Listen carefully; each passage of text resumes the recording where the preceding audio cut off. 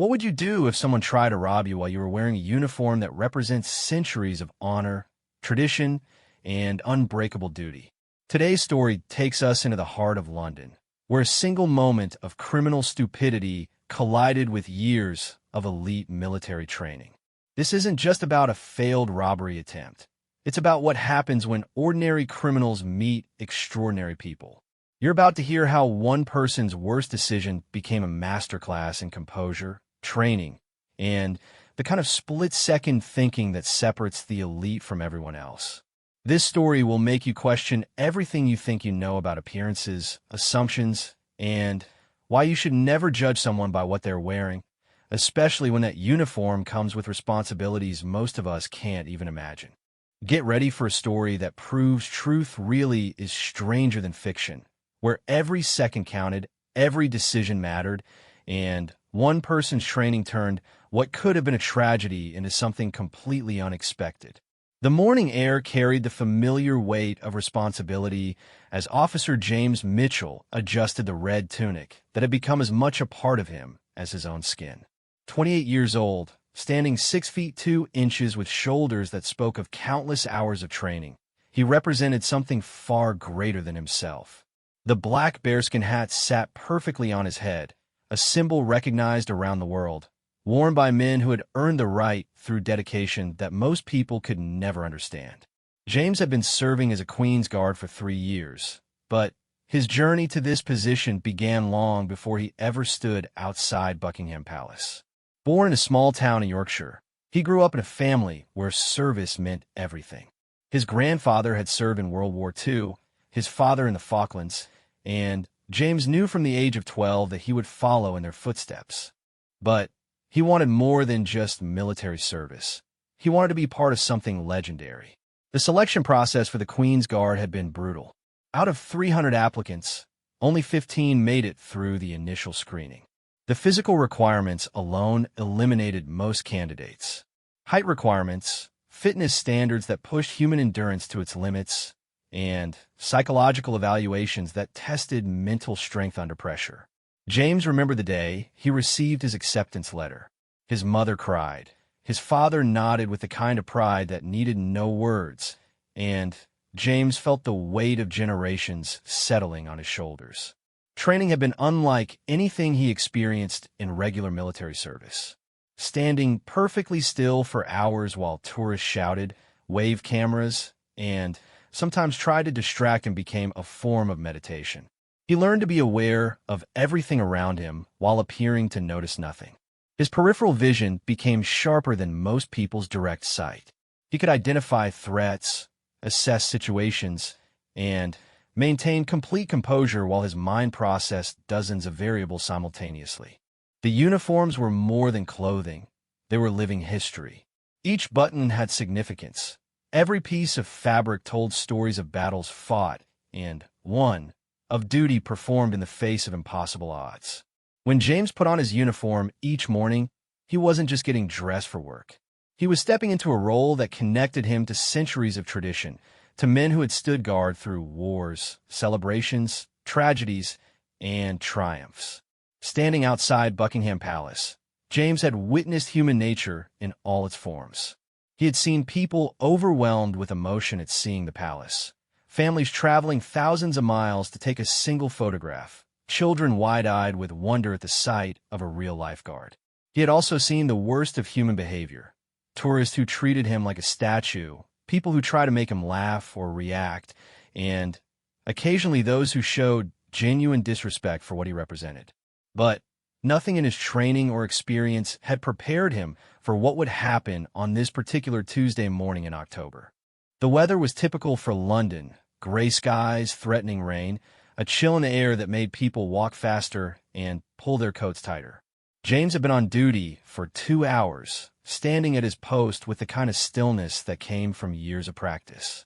His mind was alert, cataloging every person who walked by, every unusual movement, every potential concern. The morning crowd was typical. Office workers hurrying to meetings, tourists taking photos, delivery drivers navigating the busy streets. James noticed everything without appearing to notice anything. A businessman checking his phone while walking, probably late for an important meeting. A family with two young children, the parents trying to manage excitement while keeping everyone together. An elderly couple moving slowly, the man supporting the woman as they climbed the slight incline toward the palace gates. At 9:45, James noticed a figure that made his internal alarm system activate. A young man in dark clothing, moving differently than everyone else around him. While tourists moved with purpose or wandered with curiosity, and locals moved with familiar efficiency, this person moved with the kind of nervous energy that experienced security personnel learned to recognize. He was scanning the area not like someone admiring the architecture, but like someone looking for opportunities. The man was probably in his early 20s, wearing a dark hoodie despite the formal nature of the location. His hands were in his pockets, but his fingers moved constantly, a nervous habit that suggested stress or anticipation. He walked past the palace once, then circled back, each time getting closer to where James stood. His movements had the randomness of someone trying to appear casual while actually being anything but casual. James had learned to trust his instincts. 3 years of standing guard had taught him the difference between ordinary nervous behavior, tourists working up courage to ask for a photo, and something more concerning. This felt different. The man's eyes never met his, which wasn't unusual, but they also never focused on the palace itself, which was unusual. Instead, they seemed to focus on James specifically, on his uniform, on what he might be carrying. Protocol was clear about maintaining position and composure, but it was equally clear about staying alert to potential threats. James's training kicked in automatically. He began what his instructors called soft assessment, gathering information without changing his behavior or position. The man was approximately 5 feet 8 inches, slim build, probably weighing around 160 pounds. His clothing was casual but clean, suggesting he wasn't homeless or desperate in the obvious ways. His movements suggested familiarity with the area, but his nervous energy suggested this was his first time attempting whatever he was planning. The crowd around the palace was moderate for a Tuesday morning. Enough people to provide witnesses to whatever might happen, but not so many that someone could easily disappear into a crowd. James calculated distances, how far he was from backup, how long it would take for other security personnel to respond, what options he would have if the situation escalated. These calculations happened automatically, part of the mental training that had been drilled into him until it became instinct. At 10:15, the man made his decision. James saw it in his body language before any action occurred. The nervous fidgeting stopped, replaced by the kind of focused tension that preceded action. The man's pace changed from random wandering to purposeful movement. His hands stopped moving in his pockets and settled into position. His breathing changed. James could see it from 30 feet away, the kind of deep, preparatory breathing people do before doing something difficult or frightening. The man approached from James's left side, moving in an angle that suggested he understood basic tactical positioning. This wasn't completely random. Someone had given him advice, or he had thought this through more carefully than his nervous behavior suggested. He moved closer, then closer still, until he was within arm's reach of where James stood. James maintained his position and expression perfectly, but every sense was now at maximum alertness. His peripheral vision tracked every movement, his hearing focused on every sound, his body prepared to respond instantly while appearing completely relaxed. This was exactly what 3 years of training had prepared him for, the moment when ceremonial duty might become something much more serious. The palace around them continued its normal morning routine. Guards at other positions maintained their posts, unaware that their colleague was about to face a situation that would test everything he had learned about duty, training, and staying calm under pressure. Tourists continued taking photos, completely unaware that they were about to witness something that would be talked about for years afterward. James felt the familiar weight of his training settle into place. Every hour of preparation, every drill, every lesson about maintaining composure under pressure was about to be tested in ways his instructors could never have fully anticipated. The morning was about to become anything but ordinary, and James Mitchell was about to discover exactly what his years of preparation were worth when everything happened at once. The moment arrived with startling suddenness. The young man stepped directly into James's personal space, close enough that James could smell cigarettes and cheap cologne. His voice was low, urgent, with an accent that suggested he had grown up in East London. "Don't move, don't make a sound," the man whispered, his words barely audible to anyone more than a few feet away. "Just hand over whatever you've got in your pockets. Money, wallet, phone, everything. Do it quiet, and nobody gets hurt." James's mind processed the situation in microseconds. The man's hand was in his pocket, shaped like he might have a weapon, though James's experience suggested it was probably fingers positioned to look threatening rather than an actual knife or gun. The positioning was wrong, the confidence was wrong, and the approach was wrong for someone with serious criminal experience. This was someone trying to be something he wasn't, which made him potentially more dangerous because of unpredictability. The irony of the situation wasn't lost on James. Here was someone attempting to rob a Queen's Guard, a person trained in combat, weapons handling, and crisis management, while that guard was on duty at one of the most secure locations in London. The man had somehow convinced himself that the ceremonial nature of the uniform meant the person wearing it was helpless or defenseless. It was a mistake that would have been funny if it weren't potentially dangerous. James maintained his parade rest position perfectly, giving no indication that anything unusual was happening. To observers more than 10 feet away, it would look like a tourist asking questions or making conversation. His breathing remained controlled, his expression unchanged, but his body was preparing for multiple possible responses.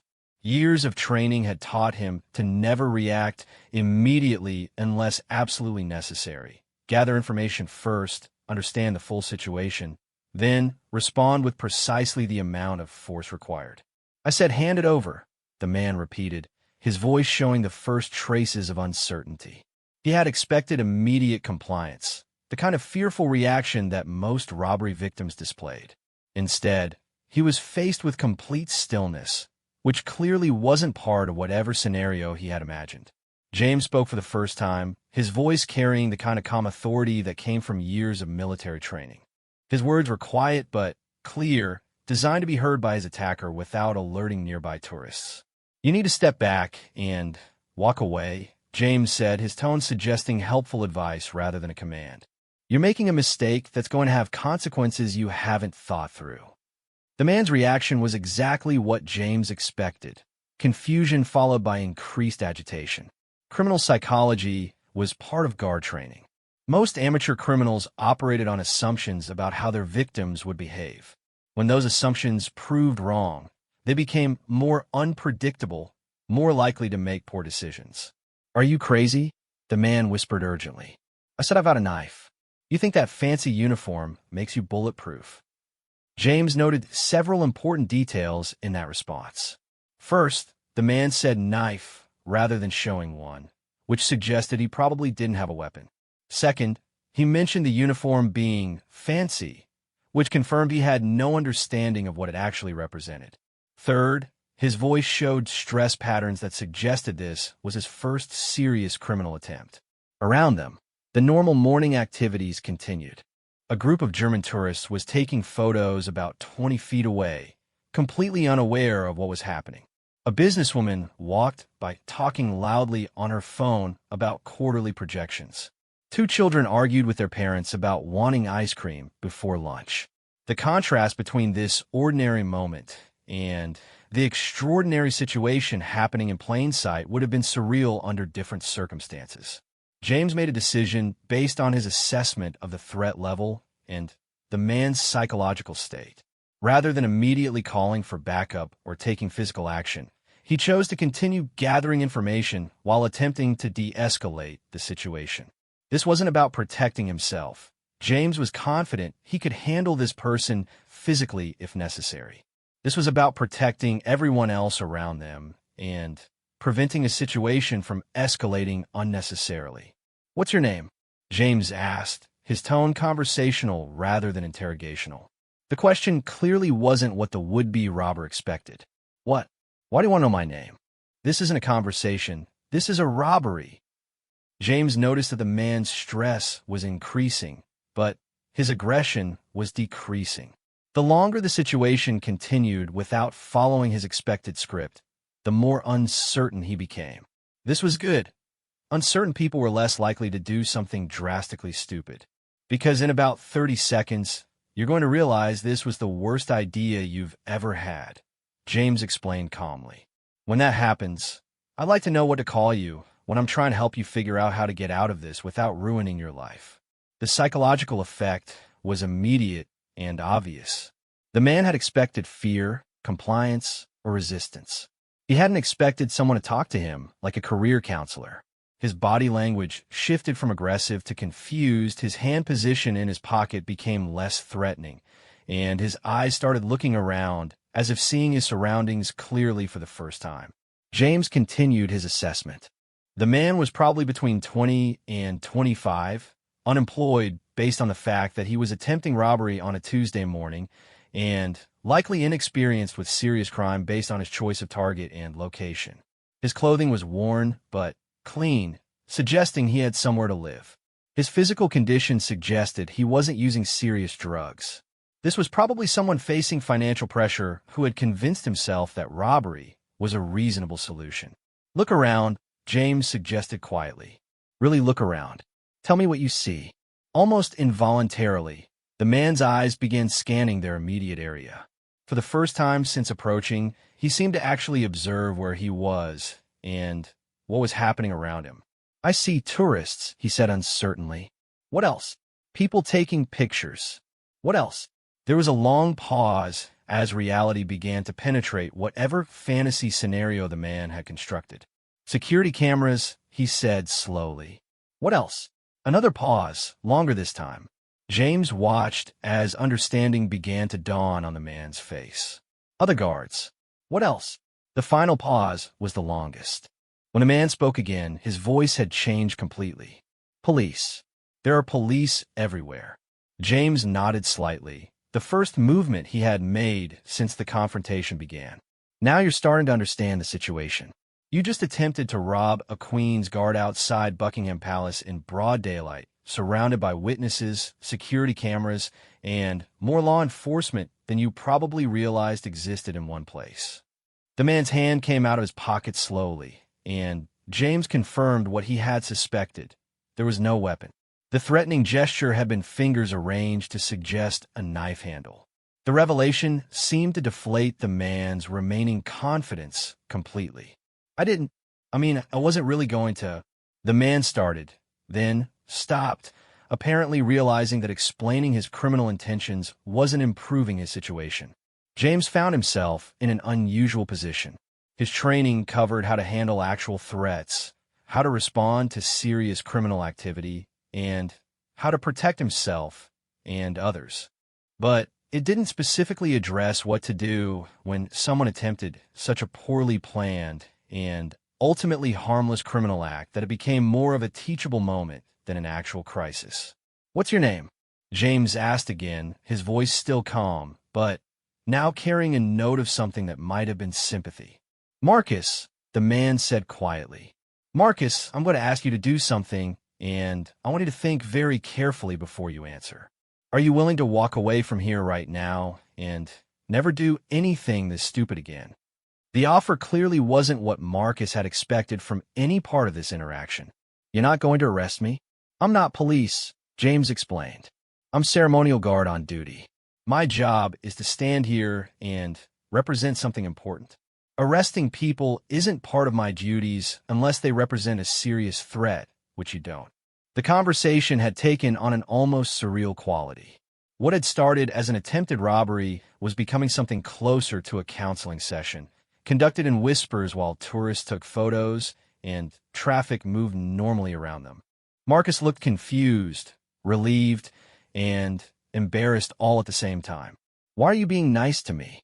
I just tried to rob you. Because, James said, everyone makes mistakes. The question is whether you learn from them or repeat them. Marcus stood frozen in place, clearly struggling to process what was happening. James could see the internal conflict playing out across the young man's face. Confusion about why he wasn't being arrested, embarrassment about his failed attempt, and something that might have been relief that this hadn't gone as badly as it could have. "I don't understand," Marcus said finally. "You're supposed to be angry or call for help or something." James maintained his ceremonial position while continuing the conversation in low tones that wouldn't attract attention. "Getting angry doesn't solve problems. And calling for help implies I need help, which I don't." The statement carried no arrogance, just simple fact. Marcus was beginning to understand that he had attempted to rob someone who was probably the least suitable target in all of London. The realization was clearly overwhelming. "Can I ask you something, Marcus?" James continued. "What made you think this was a good idea?" The question seemed to break something loose in Marcus. Words began pouring out in a rushed whisper, as if he had been waiting for someone to ask. "I lost my job 3 weeks ago. Construction work, laying bricks. Company went under, didn't even get severance pay. My girlfriend's pregnant, we've got rent due, and I applied everywhere, but nobody's hiring. I saw some movie where someone robbed a guard, and it looked easy, and I thought." He trailed off, apparently hearing how ridiculous it sounded when spoken aloud. James listened without judgment, recognizing the desperation behind the poor decision-making. This wasn't a career criminal or someone looking for easy money. This was someone who had convinced himself that crime was his only option because he couldn't see any alternatives. "How much money do you need?" James asked. The question clearly surprised Marcus. "What?" "For rent. How much do you need to cover your immediate expenses?" Marcus looked suspicious, as if this might be some kind of trap. "Why do you want to know?" "Because," James said patiently, "solving the problem that led to this situation seems more useful than just dealing with the situation itself." The concept seemed foreign to Marcus. He had clearly expected punishment, consequences, or at minimum a stern lecture about the error of his ways. Instead, he was being offered something that sounded like practical help. £800, Marcus said quietly. "Rent's 600, bills are another 200. If I can get through this month, I've got interviews lined up next week." Real interviews, not just applications. James nodded thoughtfully. Around them, the morning continued its normal pace. A tour guide was explaining the significance of the bearskin hats to a group of American tourists. A jogger ran past, earbuds blocking out everything except whatever music was driving his morning run. 2 police officers walked by on patrol, nodding respectfully to James as they passed, completely unaware of the conversation happening right in front of them. "Marcus, I'm going to tell you something, and I want you to listen carefully. What you just did, attempting to rob someone, that's not who you are. That's someone you became because you couldn't see any other options. Do you understand the difference?" Marcus nodded slowly, though he looked uncertain about whether he really understood. "The question now is whether you want to go back to being who you actually are, or whether you want to keep being someone who thinks robbery is a solution to problems." James could see Marcus struggling with concepts he probably hadn't considered before. The idea that criminal behavior was a choice rather than an inevitable result of circumstances clearly wasn't something he had thought about seriously. "I don't want to be a criminal," Marcus said finally. "I just don't know what else to do." James made a decision that went completely outside any protocol he had ever learned, but felt absolutely right based on everything he understood about duty, service, and helping people who needed help. "Do you have a phone?" he asked. Marcus nodded, pulling an old smartphone from his pocket. "I'm going to give you a number. When you call it, you'll speak to a man named Robertson. He runs a construction company that specializes in restoration work on historical buildings. Tell him James Mitchell referred you, and that you need work immediately. He'll want to know about your experience and your reliability, but he won't ask about what happened today." Marcus stared at James as if he were speaking a foreign language. "You know someone who's hiring?" "I know several people who are hiring. Construction workers with real experience are valuable. The problem isn't that there aren't jobs. The problem is knowing how to find them." James had discovered this during his time as a guard. Conversations with contractors working on palace maintenance had taught him that skilled construction workers were actually in demand, but the hiring process was often about connections rather than just applications. Someone willing to vouch for a worker's character could make the difference between employment and continued unemployment. Why would you help me? Marcus asked. After what I tried to do? Because, James explained, helping someone solve their problems prevents them from becoming someone else's problem later. It's more efficient than dealing with consequences. The logic was purely practical, but Marcus seemed to hear something more in it. His posture changed, becoming less defensive and more thoughtful. What do I tell him about my experience? The truth. How long you've been doing construction work, what kind of projects you've worked on, whether you're reliable and show up on time. He'll ask about references from previous jobs. Can you provide those? Marcus nodded. My last foreman liked my work. He said he'd give me a good reference if I needed one. Then you have what you need. Robert's company pays well, the work is steady, and he treats people fairly. The only requirement is that you do good work and don't create problems. James watched as hope began to replace desperation in Marcus's expression. It was a transformation that reminded him why he had chosen military service in the first place. The opportunity to make a positive difference in situations where positive differences were needed. I need you to understand something important, James continued. This conversation never happened. You were never here today, you never approached me, and we never spoke. As far as anyone knows, you spent this morning job hunting through proper channels. Do you understand why that's important? Marcus nodded quickly. Because if anyone finds out what I try to do, it could mess up my chances of getting work. Exactly. And because my job involves maintaining the dignity of this position. Having conversations about criminal activity while on ceremonial duty isn't something that should become public knowledge. The arrangement made sense from multiple perspectives. Marcus would get a genuine opportunity to solve his problems through legitimate means. James would have successfully de-escalated a potential security incident without creating unnecessary complications. The situation would be resolved without involving law enforcement, paperwork, or consequences that might make Marcus's situation worse rather than better. When should I call? Marcus asked. This afternoon. Tell Robert you're available to start immediately and that you understand the work involves historical restoration projects. He'll want to meet with you tomorrow morning if he's interested. Marcus pulled out his phone and entered the number James provided. His hands were shaking slightly, but now from nervous excitement rather than criminal intent. One more thing, James said. If Robert asks how you got his number, you tell him you met James Mitchell while visiting London and mentioned you were looking for work.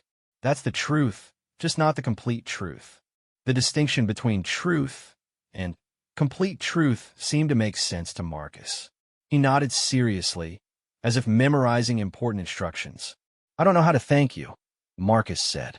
Don't thank me, James replied. Prove that this was worth doing. Get the job, keep the job, and remember that solving problems through legitimate means works better than anything else you might consider. Marcus took a step back, then another, putting distance between them for the first time since this bizarre interaction had begun. He looked around at the palace, the tourists, the security cameras, and the police officers as if seeing them all clearly for the first time. I'm never doing anything this stupid again, he said, and James believed he meant it. Good, James said. Now walk away, go home, and start making phone calls. Marcus walked away slowly at first, then with increasing confidence. James watched him go, noting the change in his posture and movement. The desperate, furtive energy was gone, replaced by something that looked more like purpose. It was a transformation that reinforced James's decision to handle the situation the way he had. As Marcus disappeared into the crowd of tourists and morning commuters, James settled back into his ceremonial duties as if nothing unusual had happened. His breathing returned to the measured rhythm of parade rest. His expression resumed its properly neutral state, and his awareness expanded back to its normal scope of monitoring everything happening around the palace perimeter.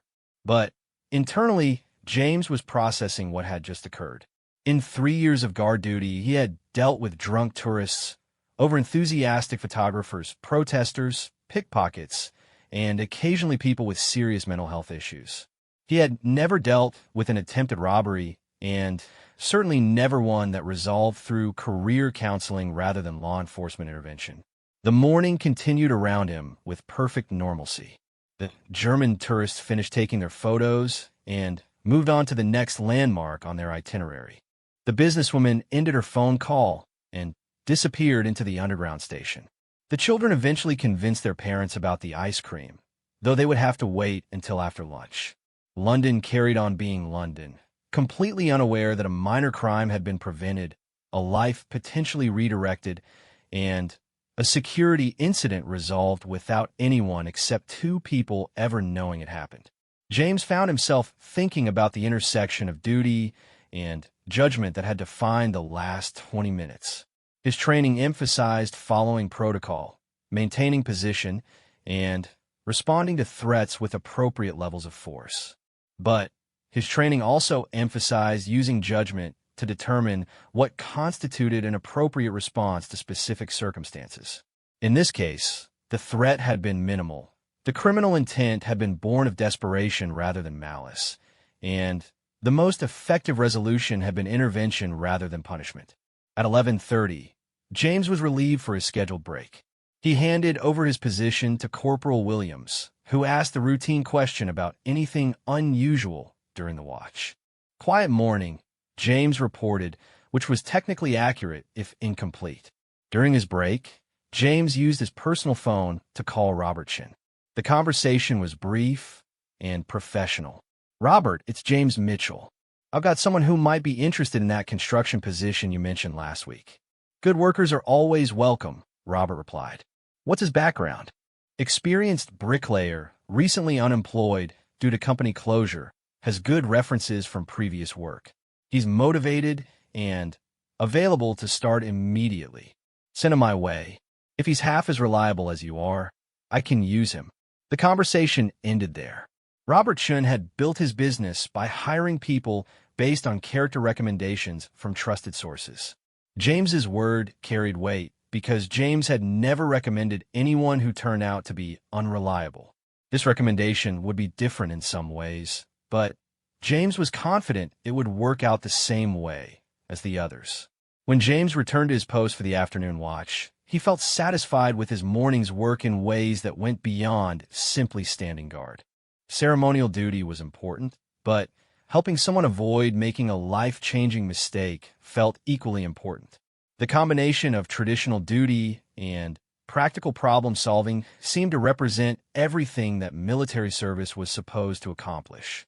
The afternoon brought different crowds, school groups on educational visits, office workers taking lunch breaks in the area, and the usual flow of international tourists. James resumed his watchful stillness, but part of his mind remained focused on wondering how Marcus was handling his phone call with Robert Chin. At 2:15, James noticed a familiar figure in the crowd. Marcus was back, but everything about his appearance and behavior had changed. He was walking upright, moving with confidence rather than furtiveness, and when he caught sight of James, he offered a barely perceptible nod of acknowledgement before continuing past without stopping. The brief interaction told James everything he needed to know. The phone call had gone well, a meeting had been arranged, and Marcus was handling his new opportunity appropriately. More importantly, he was demonstrating the kind of judgment that suggested the morning's intervention had been worthwhile. James never learned the complete details of what happened after Marcus walked away that morning, but over the following weeks, he picked up fragments of information that suggested the situation had resolved positively. Robert Chin mentioned hiring a reliable new worker who had been recommended by James. Local police reports showed no attempted robberies in the area during the time period when Marcus might have been expected to escalate his criminal behavior. Most significantly, James never saw Marcus again in circumstances that suggested desperation or criminal intent. The incident became a case study for James in the difference between following rules and achieving objectives. The rules said that attempted robbery should be reported to law enforcement, that criminals should face consequences for their actions, and that security personnel should prioritize prevention and punishment of criminal behavior. The objectives said that society was better served when people found legitimate solutions to their problems, when desperate situations were resolved before they became dangerous situations, and when individuals were given opportunities to make better choices rather than being punished for poor choices they had already made.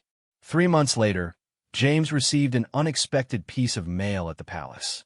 It was a wedding invitation, hand-delivered by someone who left no name, but included a brief note. "Thank you for helping me remember who I actually am. The job worked out perfectly, and so did everything else. I thought you might like to know that your investment in a stranger paid dividends." James never attended the wedding. It would have been inappropriate given the circumstances and his position.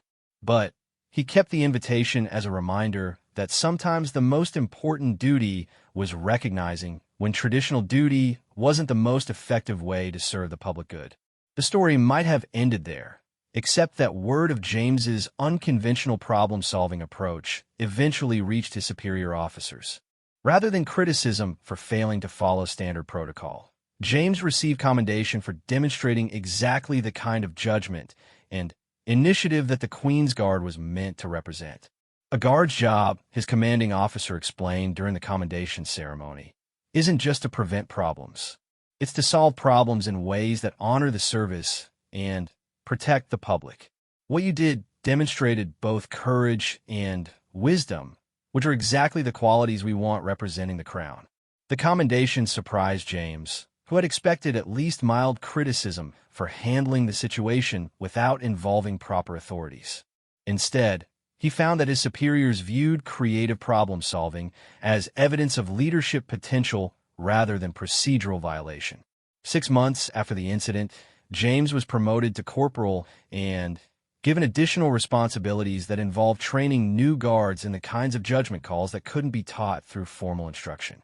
His experience with Marcus became part of the informal curriculum for guards learning how to balance traditional duty with practical effectiveness. The lesson, as James explained it to new trainees, was simple. Your job is to serve the public good. Sometimes that means following rules exactly as written. Sometimes that means understanding what the rules are trying to accomplish and finding better ways to accomplish those things. The skill is knowing the difference. Years later, James would look back on that Tuesday morning in October as the day he learned that being truly good at his job meant being willing to do things that weren't technically part of his job, when those things served the larger purposes that his job was meant to serve. 2 years after the incident with Marcus, James Mitchell had established himself as one of the most respected guards in his unit. His reputation for sound judgment and creative problem-solving had led to assignments beyond ceremonial duty, including security assessments and training responsibilities. But the morning that would define his career began just like any other Tuesday, until everything changed in ways no one could have predicted. James was conducting a routine security briefing for new recruits when an alarm sounded throughout the palace complex. Not the fire alarm or the standard security alert, but the kind of alarm that meant immediate and serious danger. Training took over instantly. James dismissed the recruits to their assigned emergency positions and reported to the command center for instructions. The situation was unprecedented. Intelligence services had intercepted communications suggesting a coordinated attack on multiple royal sites, but the details were unclear. What they knew was that several individuals with unclear intentions were approaching palace perimeters, and normal security protocols might not be sufficient to address whatever was being planned. Mitchell, his commanding officer, called out, "You're being assigned to plainclothes reconnaissance. We need someone who can blend into tourist areas and assess potential threats without being obvious about it." James had never worked plainclothes duty before, but his record of handling unusual situations had apparently earned him consideration for unusual assignments.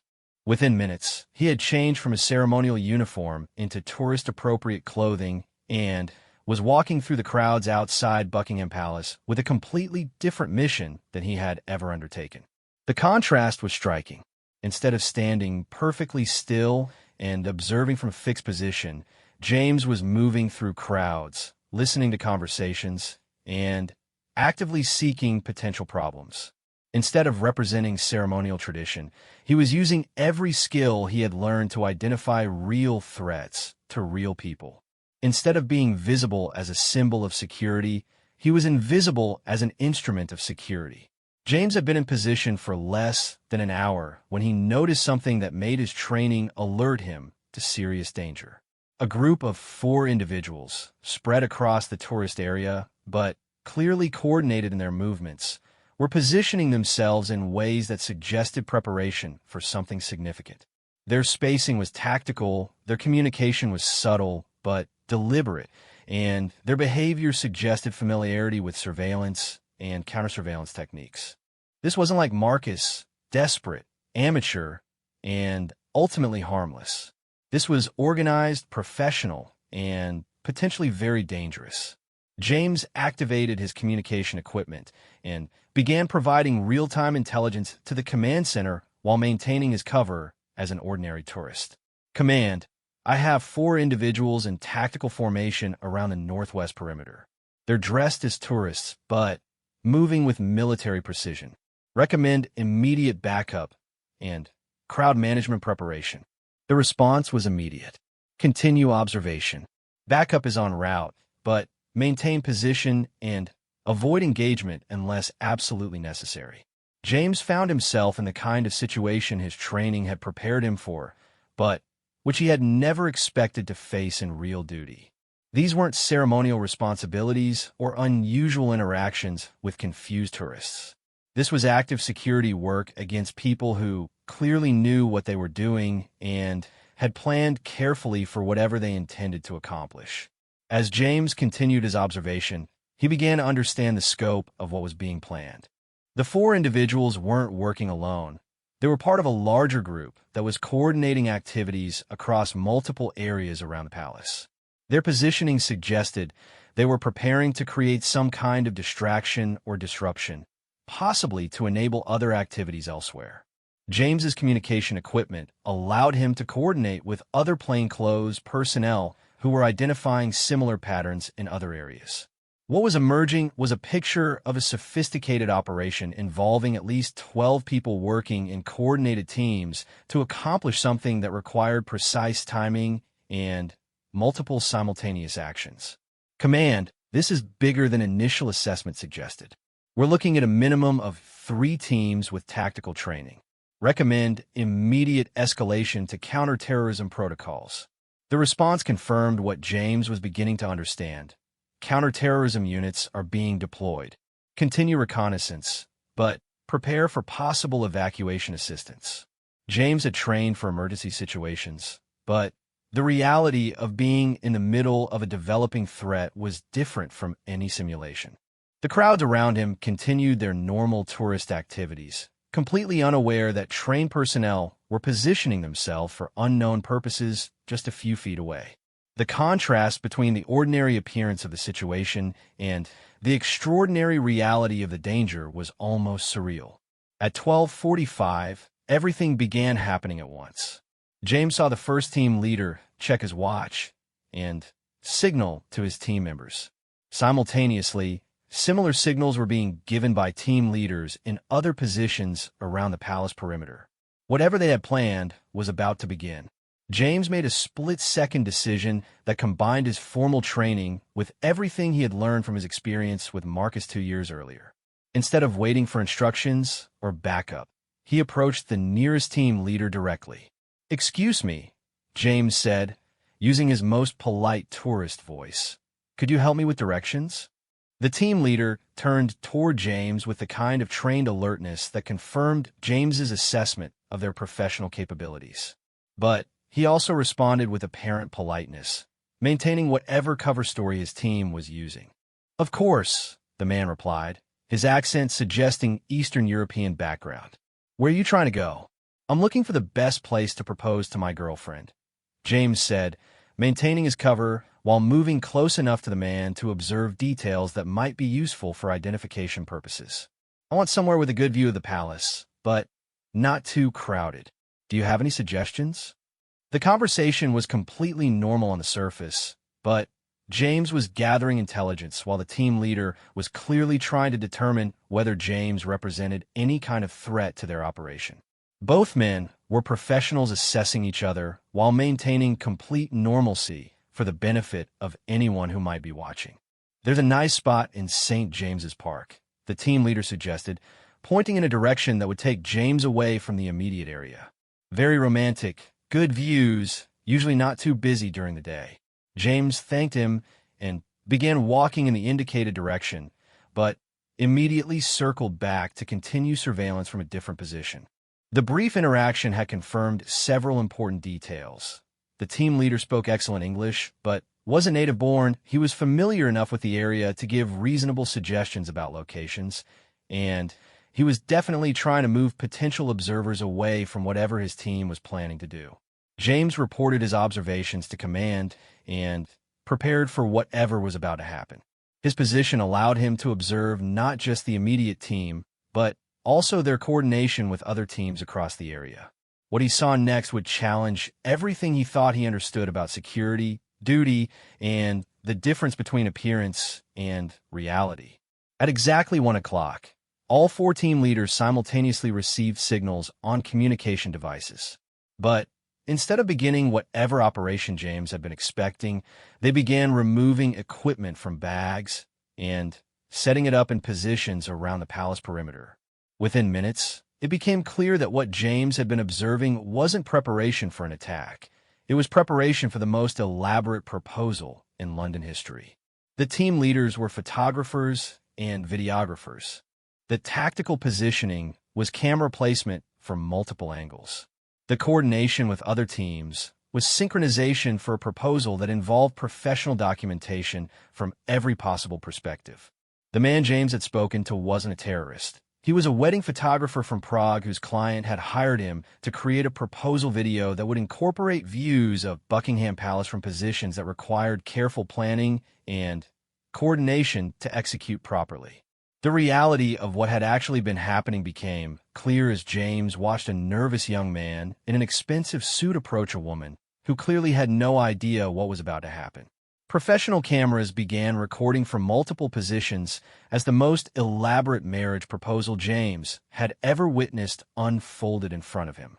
James found himself in the awkward position of having to explain to command that the security threat requiring counterterrorism response was actually a multinational wedding photography team hired to document a proposal that involved more planning and coordination than most military operations. The anticlimactic resolution of what had appeared to be a serious security incident became a learning experience for everyone involved. James's assessment had been professionally competent based on observable behavior, but it had also demonstrated the limitations of making assumptions about intentions based solely on tactical capabilities. The incident report became part of training materials for other guards, illustrating the importance of gathering complete information before escalating security responses. But for James, it represented something more personal, a reminder that even with years of training and experience, the most important skill was remaining open to the possibility that situations weren't always what they appear to be. 6 months later, James received another unexpected piece of mail. This time, it was a wedding invitation from the couple whose elaborate proposal had temporarily convinced palace security that London was under coordinated attack. They had included a note thanking him for his professionalism during what they described as the most stressful day of our lives, until we realized you were just doing your job, protecting everyone. James kept that invitation as well, as a reminder that doing his job, well, sometimes meant being wrong about immediate assessments while being right about fundamental responsibilities. The couple's gratitude for his professionalism, even in a situation where his professional assessment had been incorrect, reinforced his understanding that good security work was about protecting people's ability to live normal lives, even when those normal lives occasionally included activities that looked suspicious to trained observers. The story became legendary within his unit, not as an example of professional failure, but as an illustration of how the most competent people could reach incorrect conclusions when dealing with incomplete information. It also became an example of how maintaining professionalism and Following proper procedures could produce positive outcomes even when initial assessments proved to be wrong. Years later, James would reflect on how that day had taught him the most important lesson of his career. Being good at his job meant being willing to be wrong about details while remaining committed to being right about purposes. The purpose was protecting people's safety and freedom. Whether the immediate threat was criminal activity, terrorist operations, or elaborate wedding photography, the objective remained the same, ensuring that people could go about their lives without fear.